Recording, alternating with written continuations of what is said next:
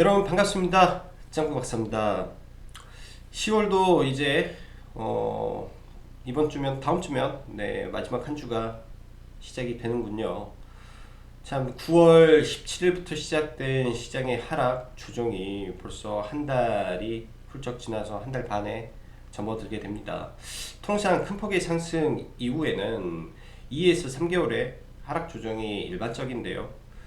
지금 어떻게 보면은 중간을 이제 막 지나가고 있는 시장의 모습이지 않나라는 생각을 합니다. 이거는 뭐 전체적인 파동론에 따른 부분이고요. 시간론과 파동론에 의한 부분에서의 모습이라 아직도 시장은 여전히 하락의 압력과 그리고 변동 속에 노출된 가운데 속에 나머지 한 달 반이라는 시간 동안 여전히 지지부진한 흐름이 연속될 가능성이 굉장히 높습니다. 최대한 그 기간에 리스크 관리에 중점을 두면서 앞으로 다가올 기회를 공부로서 준비하는 게 참 필요한 시점이지 않나라는 생각을 하네요.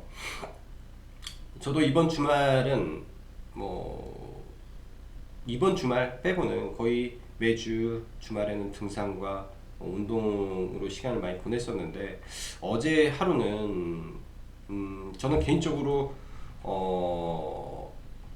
7시간 정도 걸린 것 같아요. 7시간 정도. 올해 코로나19 이후에, 즉 코로나19 이후죠. 3월 19일 이후에 나왔던 상한가 종목들을 전부 다 돌려봤습니다. 전부 다 돌려보고 그렇게 시간을 보낸 게 거의 7시간에서 8시간 정도를 쓰면서 그러한 종목들을 한번 쭉 돌려봤습니다. 어떠한 이유로 상한가를 갖고 상한가를 갔던 종목이 어떤 형태의 조정받고 얼마 만에 조정 이후에 상승으로 가고, 또 반대로 상한가를 갔던 종목이 그게 단발성 재료로 인한 호재로 마무리가 되면서 장기적인 하락을 추가로 보이는 모습, 즉 재료의 이 연장과 소멸에 대한 부분을 중점적으로 좀 다시 한번 생각해 보고자 하는 시간을 가졌는데요. 사실 공부와 성공은 비례는 하지는 않습니다. 그렇지만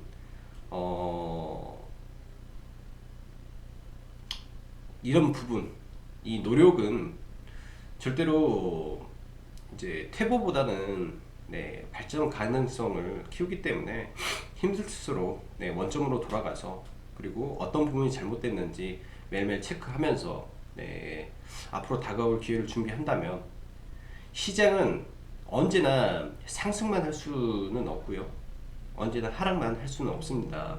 이 하락의 주정 끝에는 분명히 다시 올라오는 상승의 반전이 기다리고 있기 때문에 그런 부분을 우리가 생각하면서 힘들수록 더 열심히 공부하고 더 열심히 준비하는 앞으로 한 달 반이 되었으면 좋겠습니다. 자, 바로 시황 들어가도록 하죠. 전주 미 증시, 사실 대선 불확실성에 대한 부분으로 인해서 미 증시도 많이 흔들린 부분이 있었으나 국내 코스닥 시장과는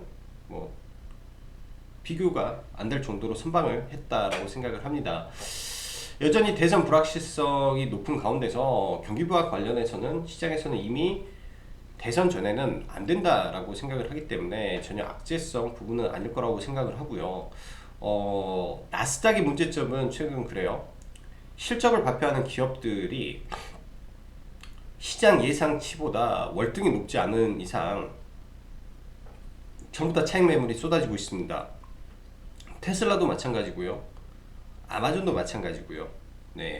금요일 날 나왔던 인텔은 오히려 이제 매출 감소로 인해서, 영업이익 소폭 감소로 인해서 마이너스 10% 급락을 맞았죠. 자, 그럼 다음 주에 애플의 실적 발표가 예정이 되어 있는데 비슷한 현상이 나올 수 있다는 것을 우리는 생각을 해봐야 됩니다. 근데도 마찬가지였어요. 삼성전자의 호실적 이후에 지금 지지부진한 모습, 즉 이미 굉장히 밸류에이션이 높아 있는 시장 속에서 추가적인 호재보다는 악재에 민감한 시장이라는 것이 지금의 증시의 현 국면이다라고 생각을 합니다. 오늘입니다. 오늘 오전 사실 영상을 찍고 제가 영상을 다시 업로드 하려고 하는 시점에 이건희 회장 별세 이슈가 나와서 차라리 그 영상을 지워버리고 다시 찍는 게 맞겠다. 왜냐면 이러한 부분은 이제 단기적으로 시장에 뭐 큰 이슈가 될 만한 부분이기 때문에 다시 좀 넣어서 이야기를 좀 해보고 싶고요. 이건희 회장의 별세로 인해서 월요일장 삼성그룹주가 어떻게 될지 저도 굉장히 관심이 많습니다. 자, 그럼 이런 부분에서 우리는 연결고리를 생각을 해봐야 돼요. 당연히 이재용 부회장이 가장 많은 지분을 가지고 있는 삼성물산, 현재 삼성그룹의 지배구조 최상단에 놓여있는 삼성물산인 부분과 그 다음 보호법 개정으로 인한 삼성생명법이 어떻게 진행이 됐느냐에 따라서 삼성생명이 가지고 있는 삼성전자 20조 가량의 주식을 시장에 팔고 이 부분의 물량을 어떻게 또 삼성이 가져가야 되기 때문에 삼성생명은 오히려 현금을 확보하는 부분이고 다른 쪽은 현금을 토해내야 되는 부분이 또 생길 수가 있습니다. 이런 부분에서 삼성생명이 호재로 작용할지, 그리고 오히려 경영권에 대한 부분의 이부진이라는 생각도 해볼 수도 있어요. 그럼 호텔신라는 이라는 의문을 가질 수 있죠. 즉 바닥권에서 움직이는 호텔신라를 관심을 갖느냐, 아니면 공격적으로 삼성생명이라든지 뭐 삼성 지배구조 최상단에 있는 삼성물산을 관심을 갖느냐의 차이가 일단은 뭐 월요일에 결판이 날 건데, 뭐 안전하게 호텔신라를 볼 수도 있습니다. 비록 현재 시점에서 시장은 그러니까 코로나 확진은 지속적으로 굉장히 높은 많은 추세를 보이지만 바닥권에 있는 종목군들의 반등 또한 무시 못하게 지금 올라오고 있는 부분이죠. 호텔신라의 실적은 최악을 분명히 찍었을 거고 이번 연도는 최악일 겁니다. 그러나 코로나 백신이 점차 풀리고 치료제가 풀린다면 피해주들의 반등 또한 일어날 수밖에 없는 부분일 수도 있겠죠. 그런 식의 연결고리를 가져보면 이런 종목들의 키워드가 맞춰질 수도 있을 것 같습니다. 국내 증시 코스피는 양호한 수급 상황 속 추세를 지키는 모습이 이어지나 코스닥은 지속된 기관의 매도 물량 출회로 차트가 거의 무너져 있는 상황이죠. 10월 1일부터 어제까지 보니까 1조 3천억을 코스닥을 팔았습니다. 특히 이제 기관에서 1조 원대를 팔았는데 이 물량이 아직까지 끝난 게 아닌 것 같아요. 그리고 대주주 양도세 관련해서 여전히 시장이 불안해서 이 부분이 정치적으로 해결이 되지 않는 이상 여전히 좀 불안한 모습이고요. 우리가 알고 있는 코스닥의 정상적인 섹터는 전부 붕괴되고 지속적인 투매가 이어지고 있어 수급적인 개선이 절실하다. 기관의 매수가 들어오지 않는 이상 이쪽 섹터는 일단 뭐 어쩔 수 없이 들고는 가지만은 매수는 굉장히 어렵다. 물량바지를 할 수 있기 때문이죠. 반대로 코스피의 경우는 특히 이제 금융투자 쪽에서, 즉 증권사입니다. 공격적으로 금융, 보험, 건설 등 저 PBR, 특히 고배당 주들을 위주로 계속 담아가는데요. 이게 이제 어느 시점에 끝날지는 모르겠지만 일단 주가의 바닥권에서 움직이는 모습이라 뭐 여전히 관심을 가져볼 수는 있을 거라고 보여지고요. 금요일날 국내 증시 렘데시비르 정식 치료제 승인이 나면서 맥스로텍이 원료의약품 공급으로 기대감으로 상에 들어갔고, 그 다음에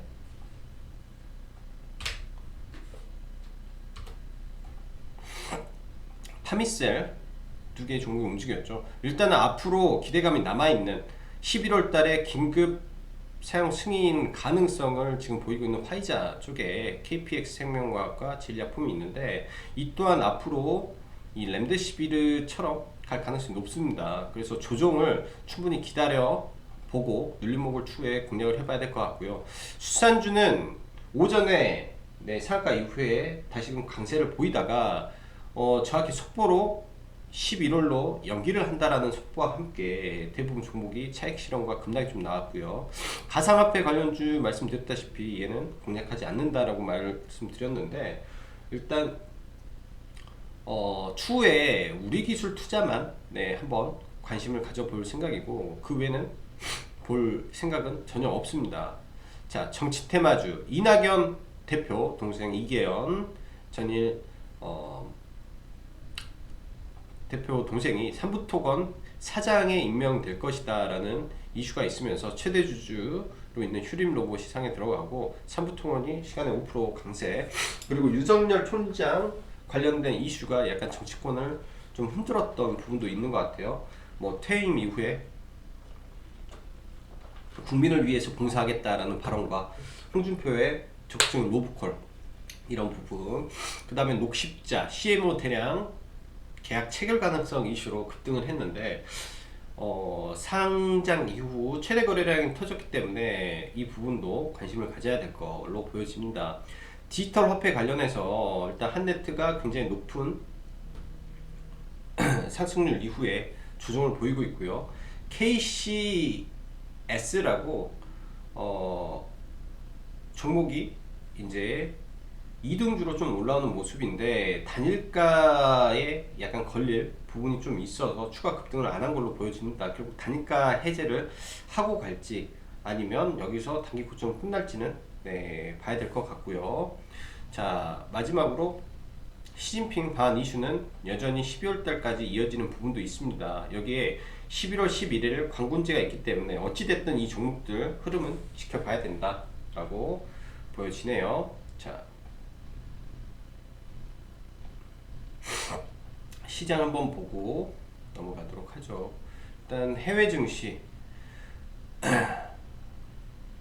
나스닥은 뭐 중요한 구간에서 아래 꼬리를 잡아준 점은 좋습니다. 이 부분에서 얘가 쓰리 바닥을, 그러니까 삼중 천장을 만들고 떨어질지 아니면 지속적으로 상승 추세를 지켜주고 갈지는 아직은 뭐 하락이냐 상승이냐가 뭐 정해져 있는 것은 아니고요. 우리가 바라보는 이 이평의 생명선들이 지켜준다면 아직까지는 중장기 이평이 살아있기 때문에 상승 추세 안에 있다라고 볼 수는 있는데, 고가권에서 거래량이 추가적으로 나오지 못하면서 돌파가 안 된 점은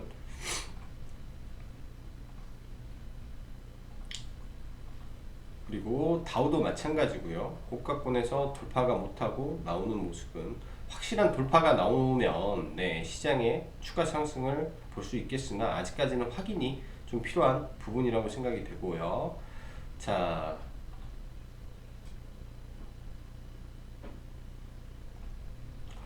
코스닥을 한번 보겠습니다. 코스닥을 일단은 뭐 좁은 박스권이라도 지금 만들어 줘야 되는데, 코스닥 기준에서는 최근 고점 대비 9거래일 동안 하락이 나오면서 굉장히 좀 불안한 모습이 연속되고 있습니다. 기본적으로 반등을 60일선 부분까지 최소 반등을 해주고 밀리는 모습이 나와주기를 바랬으나 아직까지는 이 반등에 힘이 없는데, 121선 언저리에서 강한 반등을 받고 여기서 다시 맞고 떨어지느냐가 관점일 것 같아요. 121선 이제 생명선 부분이 될 것 같고요. 기준으로는 800포인트를 살짝 이탈하는 모습도 나올 수 있습니다. 근데 지금의 시장의 가장 큰 문제는 무엇이냐? 시장이 반등할 때, 그러니까 시장이 계속 떨어지는 거는 코스닥의 일반적인 종목들이 다 급락을 면치 못하고 있고, 반등할 때는 이러한 종목들의 반등의 힘이 너무나도 약하다라는 게 가장 큰 문제이지 않나라고 생각을 합니다. 그래서 가급적이면 시장의 이제 주도주가 아직까지는 정확히 나와 있지 않기 때문에 주의를 하면서 보고, 오히려 코스피 안에서만 일단 몸을 피하는 것도 하나의 방법이지 않겠냐라는 생각이 조심스럽게 드네요. 코스피 안에서 시장 종합을 보면 여전히 코스닥은 굉장히 또 많은 종목수가 하락을 하고 있고, 신용융자는 그래도 17조 후반에서 16조대로 좀 줄어든 부분은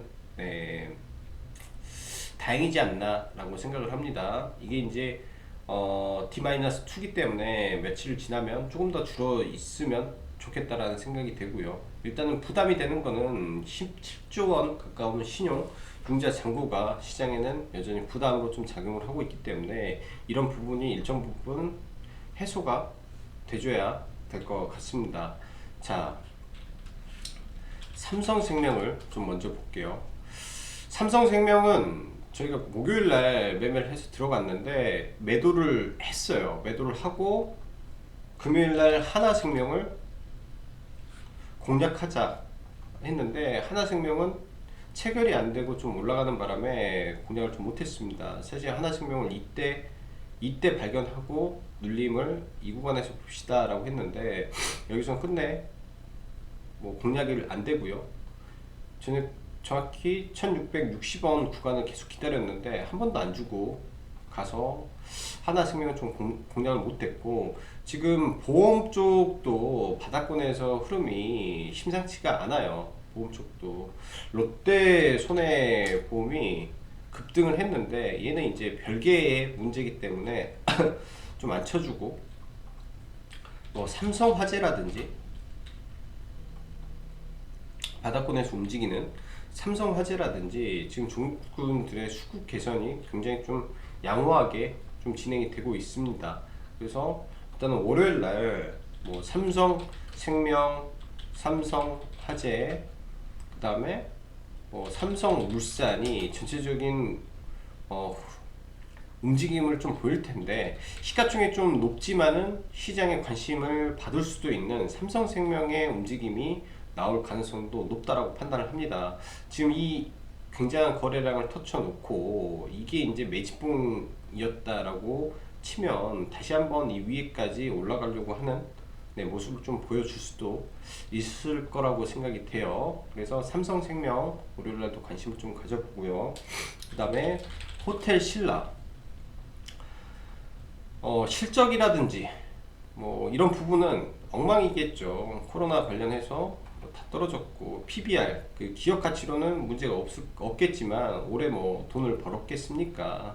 근데 최악인 부분에서 점차 이 해소되는 국면으로 가게 된다면 다시금 바닥권 인식이 좀 들 가능성이 이제는 높다라고 봅니다. 여기에 이제 삼성그룹 지배구조 개편 이슈와 뭐 경영권에 대한 이슈 뭐 등등 뭐 복합적으로 작용을 하게 된다면 이 매물대를 뚫고 또 올라가는 모습을 볼 수도 있어요.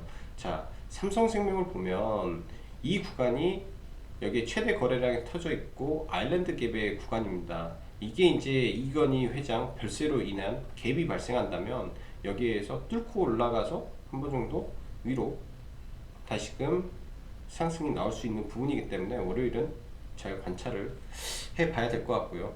의외의 종목이 움직일 수도 있겠다라는 생각을 좀 조심스럽게 하고 있기 때문이죠. 자, 현대차는 뭐 주도주가 저는 맞다라고 생각을 합니다. 주도주가 맞고 이 단기적인 악재로 인해서 빠졌던 거를 지금 올려주고 있는데, 주도주가 맞다면 최소한 21선까지는 단기 반등을 분명히 해줄 거라고 생각을 해요. 그래서 17만 6천원 정도의 흐름이 회복되는지 정도까지만 뭐 보유자는 지속 홀딩 관점이 맞을 것 같고요. SK 하이닉스는 눌리기를 좀 기다려 보겠습니다. 이거는 큰 틀에서의 추세가 만들어져 있기 때문에 또 시장이 흔들렸을 때 이런 추세를 지키고 가주기만 하면 바닥권에서 움직이는 종목이라고 생각을 하고요. 자, 금요일날 건설주가 좋았어요. 최근 뭐 GS건설이라든지 현대건설이라든지 바닥권에서 건설주들의 움직임이 나쁜 흐름이 전혀 없어요. 그 가운데서 금요일날 저희는 관심을 가졌던 것은 대우건설이었고요. 일단은 대량 거래량이 터진 시점이 3,100원 구간이고 이거의 위에 봉이 3,140원, 이 언저리가 이제 매수 가격이 되겠죠. 이 언저리가 저희도 이제 이런 구간에서 들어가서 일단 좀 끌고 가보는데, 바닥권에서 돌아가면서 올라가는지 이 추세를 지켜서 가는지를 좀 지켜봐야 될 것 같아요. 일단 대량 거래가 쳐진 매집봉 구간을 넘었다라는 점만 긍정적으로 놓고 보고 있고요. 1조 3천억에 뭐 실적 부분에서는 나쁜 부분이 1도 없습니다. 얘네들도 다 회복이 되고 있는데 코로나 관련해서 너무 많이 빠진 거죠. 회사 가치에 비해서 1조 원대까지 시총, 이때는 1조도 안 됐겠죠. 돈을 수천억씩 버는데 코스닥 개잡주 잡주들은 뭐 시총도 높은데 아주 바닥권에서 나오는 네, 대량 거래량과 매집봉의 탄생이라면 네, 이런 바닥권에 있는 종목도 저는 지금 공략해도 괜찮을 것 같아요. 자, 롯데 쇼핑은 조금 더 기다리는데 이번에 눌림에서 네, 충분히 뭐 1차 정도 공략을 해보면 좋을 것 같아요. 이 하단권이기 때문에 86,000원대 86,700원 아래로 내려온다면 네, 이제 시작되는 네, 종목으로 보여집니다. 이제 시작되는 종목으로 보여져서 바닥권에서 매집을 해가는 게 어차피 백신 이슈가 그 다음 치료제 이슈가 지속적으로 나온다면 그렇게 봐야 될 것 같고 CJ 시푸드는 빼고 사조 시푸드를 네, 좀 넣고자 합니다. CJ 시푸드를 빼고 사조 시푸드 공략을 아예 안 했어요. 사조 시푸드 아예 안 했고 사조 시푸드도 매수 관점으로 눌림에 잡으려다가 저희가 이제 언급을 했던 구간이 사조 시푸드는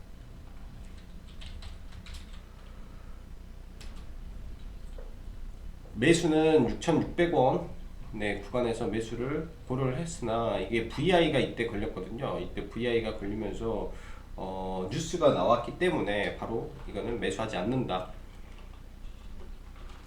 라고 말씀드리고 아예 안 봤던 종목입니다.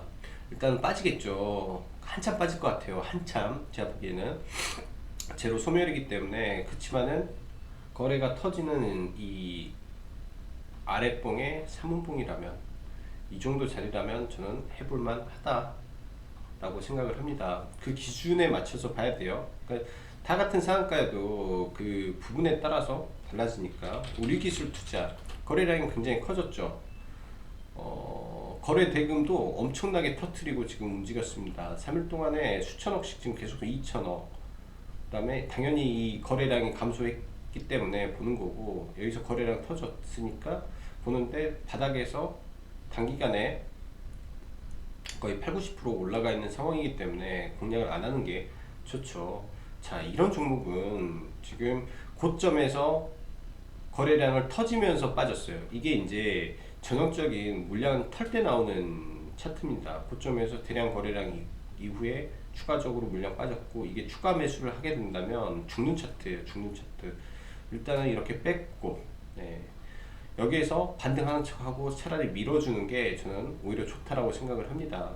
이제 이런 구간에서 얼마만큼의 횡보를 보일지 네, 저는 한 2주만 보면 되지 않겠나. 이렇게 한다면 다시금 또 올라가는 모습이 나올 거예요. 이게 이제 제가 상한가 차트를 많이 돌려봤다라고 했죠. 알루코라는 종목의 흐름을 한번 보세요. 강하게 거래량 튀우고 고점 만들고 빠진 다음에 삼각 수렴을 하고 있어요. 이 종목도 관심 종목으로 넣을 건데 제가 안 적었는데 올라가든지 떨어지든지 둘 중 하나입니다. 매집이라면 올라갈 거고 아니라면 떨어질 거고. 그래서 지금 이제 우리 기술 투자도 이러한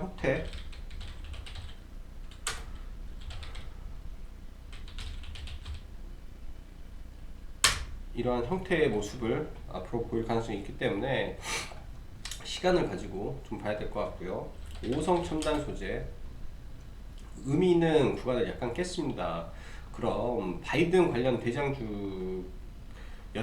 분명히 바이든 관련 대장주였고 단일가가 끝난 다음에 거래량이 굉장히 감소하면서 아직 제대로 된 반등도 없었죠. 바이든이 돼야 됩니다. 바이든이. 그래서 이런 구간에서 한 차례 정도 반등은 나올 가능성이 높습니다. 금요일날 오전에 뺐다가 뭐 시가 이하에서 들어 올렸다가 나중에 이제 이런 구간에서 깨지게 되면 손절이 나가야 돼요. 이거는 단기 종목에서는 이런 부분에서 하락이 나왔고 여기서 매물을 쌓았기 때문에 아무래도 이 아래 구간에서 대반등은 한번 나올 것 같다라는 생각은 드네요. 대반등 정도. 자, 대주산업 변동성이 굉장히 크네요. 변동성이 좀 밀리면 좋겠다 했는데 중요한 지지 구간에서 바로 대반동을 줬고 월요일날 흐름인데 지금 구간에서는 접근이 좀 어려울 것 같습니다. 지금 구간에서 접근이 어려울 것 같고 피플바이오 강한 종목이 좀 눌려주면 좋은데 너무나 강하기 때문에 안 눌리는 것 같고요. 피플바이오는 이오 플러스 비슷하게 움직여서 파워로직스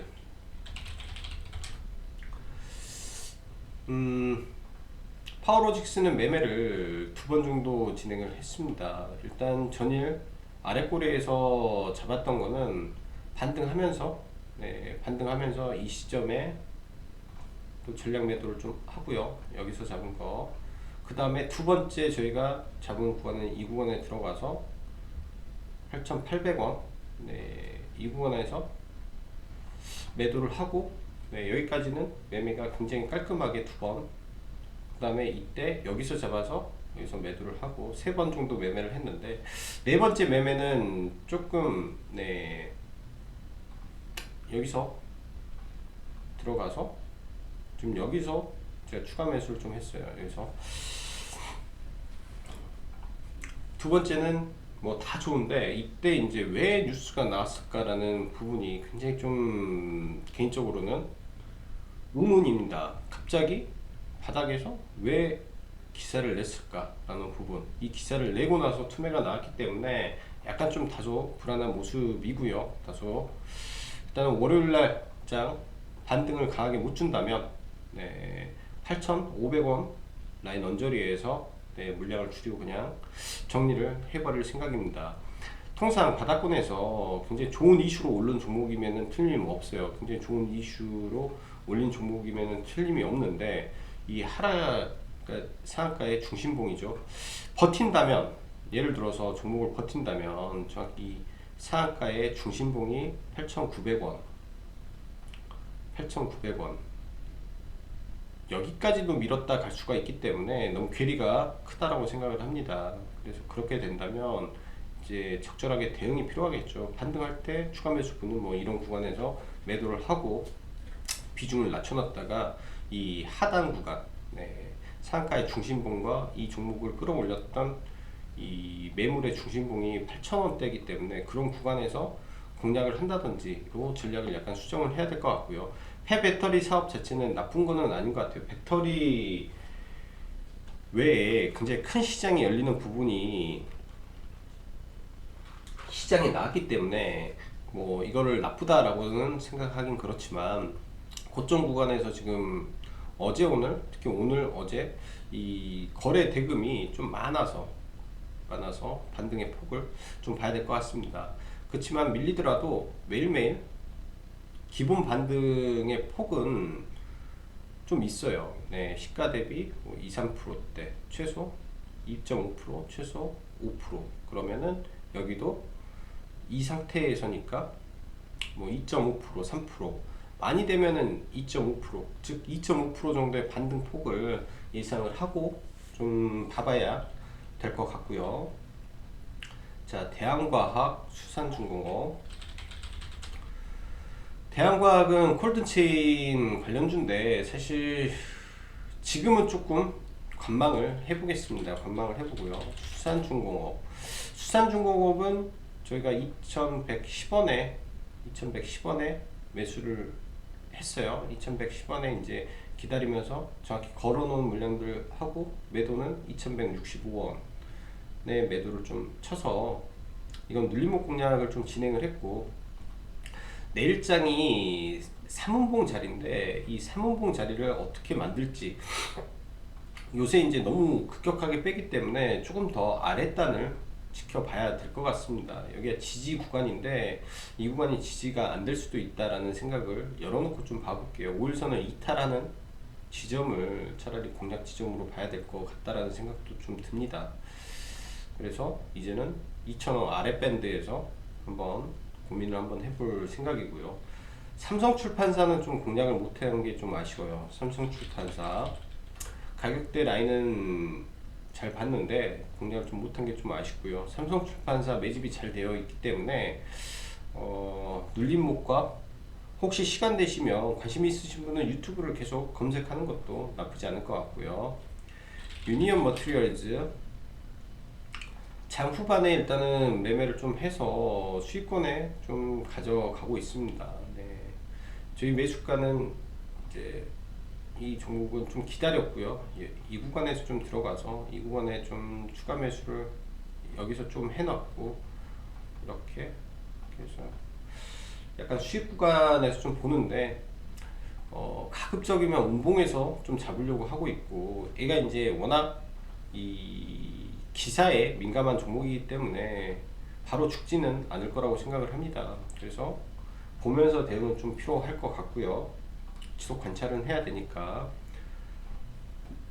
바닥권에 있는 종목 중에 지금 강했던 게 KB금융, 뭐 금융주들 굉장히 강해요. 우리금융, 지주, 뭐 이런 종목들 지금 굉장히 강하기 때문에 금융주 쪽의 상승이 연속되는지 지켜보면서 시장 대응하시면 좋을 것 같고, 마지막으로 녹십자도 지금 굉장히 좀 세게 올랐죠. 거래 대금이 6천억이 터졌기 때문에 지금 최근에 나온 거래량은 최고로 많은 거래량이 좀 터졌습니다.